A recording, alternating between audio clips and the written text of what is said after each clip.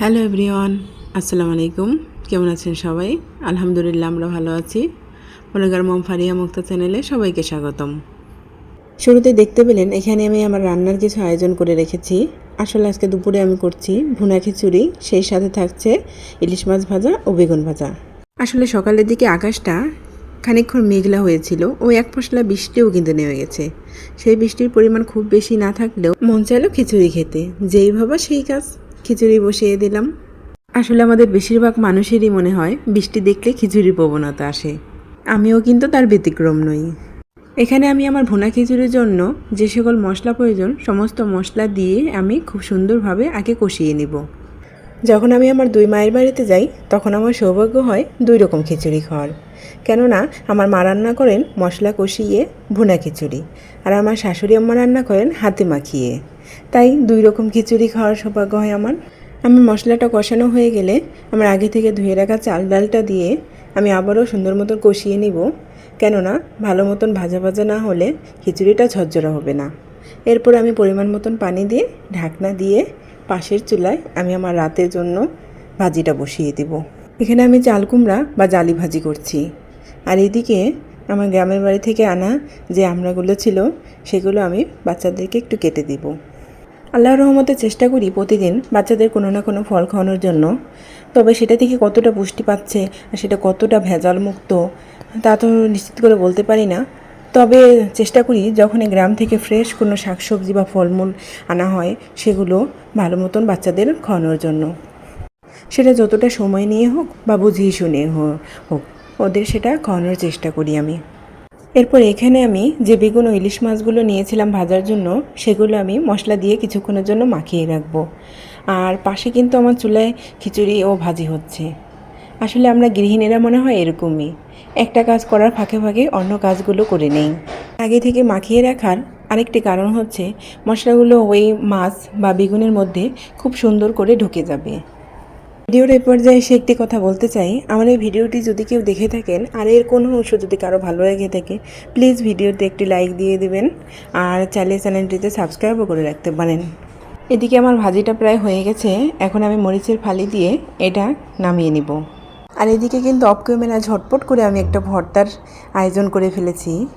আসলে খিচুড়ির সাথে মনে হলো একটা ভর্তা না হলে চলে না, তাই আমি একটু ইলিশ মাছের কাঁটা দিয়ে আর পটলের চোকলা দিয়ে একটা ভর্তা করছি। কে কে ভর্তাটা আগে খেয়েছেন আমাকে জানাবেন প্লিজ। তো ভর্তাটার জন্য আমি প্রথমে তেলের মধ্যে রসুন পেঁয়াজ শুকনো মরিচটা ভেজে নিব। তারপর একে একে আমি পটলের চোকলাগুলোও ভেজে নেব এবং তারপর ইলিশের কাটাকুটিগুলোও ভেজে নেব। যদিও পটলের চোকলাটা একটা ফেলনা জিনিস, তবুও এটা যখন ভর্তা করে খাওয়া হয় তখন অন্যান্য ভর্তা থেকে এর স্বাদ কিন্তু কোনো অংশে কম যায় না। আসলে ঠিক আমাদের জীবনেও অনেক সময় ফেলনা জিনিসটাও মূল্যবান হয়ে যায়। বরাবরের মতন আজকেও আমি আমার ভর্তাটা শিলপাটায় করে নিব। আসলে শিলপাটায় ভর্তাটা করে নেওয়ার মধ্যে যে আত্মতৃপ্তি সেটা আমি আমার ভ্যালেন্ডারের মধ্যে পাই না। প্রত্যেকটা মানুষের এর ইচ্ছা রুচিবোধ সম্পূর্ণই আলাদা। এখানে আমি পরিমাণ মতন লবণ দিয়ে ভর্তাটা করে নিব। আর লবণটা আমাকে বুঝে দিতে হবে, কেননা আমি পটলের চোকলাগুলো যখন ভাজছিলাম তখন সামান্য লবণ দিয়েছি এবং ইলিশ মাছের কাঁটাগুলো যখন ভাজছিলাম তখনও সামান্য লবণ দিয়েছি, তাই লবণটা আমাকে বুঝে দিতে হবে। শুধু এইদিকে আমার ভর্তা বাটা না, পাশে কিন্তু চুলায় আমি বেগুনগুলোও ভেজে নিচ্ছিলাম। আর বেগুনগুলো ভাজা হলে আমি এরপরে মাছগুলোও ভেজে নিব। আসলে বেগুন ভাজা মাছ ভাজা এগুলো গরম গরম খেতেই একটু বেশি ভালো লাগে। তাই তো একদম শেষের দিকে এসে আমি এই জিনিসগুলো রেডি করছি।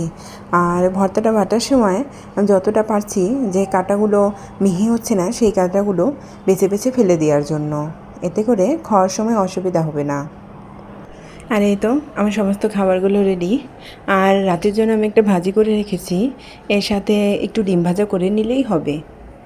আর ছুটির দিনগুলোতে বাচ্চারা এত বেশি খুশি হয়ে থাকে খাবারের জন্য, ওরা জানে আজকে নিশ্চয়ই আম্মুর রান্নাঘর থেকে স্পেশাল কিছু একটা আসবে। বাচ্চাদের তো দিয়ে দিয়েছি, এরপর কিন্তু নিজের জন্যও একটা প্লেটে নিয়ে নিয়েছি, কেননা বাচ্চাদের সাথে সাথে আজকের মেনুটা আমারও খুব পছন্দের। দুপুরে ভরপেট খেয়ে এরপর কিন্তু বেশ অনেকটা সময় বিশ্রাম নিয়েছি। এরপর আবার চলে এসেছি আমি আমার রান্নাঘরে। সকালে বাজার থেকে বাবুদের বাবা অনেকগুলো ডিম নিয়ে এসেছিলেন, সেগুলো আর ক্লিন করার সময় হয়নি। যদিও ওদের বাবা বলছিল এবারে ডিমগুলো পরিষ্কার আছে, ক্লিন করার দরকার নেই, তবুও কী করব বলুন, মায়ের মন। বাচ্চারা ফ্রিজে ডিম রাখলে সেগুলো ধরবেই। ডিমের সাথে ময়লা, লুকায়িত জীবাণু এগুলো তো থাকতে পারে বলুন, তাই তো ডিমগুলো একটু কষ্ট হলেও ধুয়ে নিচ্ছি। আর আমার ডিমগুলো ক্লিন করতে করতে এদিকে কিন্তু আমার বাচ্চাদের আবদার চলে এসেছে যে আম্মু কেক বানিয়ে দাও, তাই ঝটফট করে একটা ওদের কেক বানিয়ে দিলাম। শেষের দিকে এসে একটু চেক করে নিচ্ছি যে ভিতরে কোনো অংশ কাঁচা আছে কি না। দেখলাম না, একদম পারফেক্ট হয়েছে মাশাল্লাহ। এখন ওদের সন্ধ্যে নাস্তাটা দিয়ে দিচ্ছি। আজ তাহলে এই পর্যন্তই। সবাই ভালো থাকবেন, আমাদের জন্য দোয়া করবেন। আল্লাহ হাফেজ।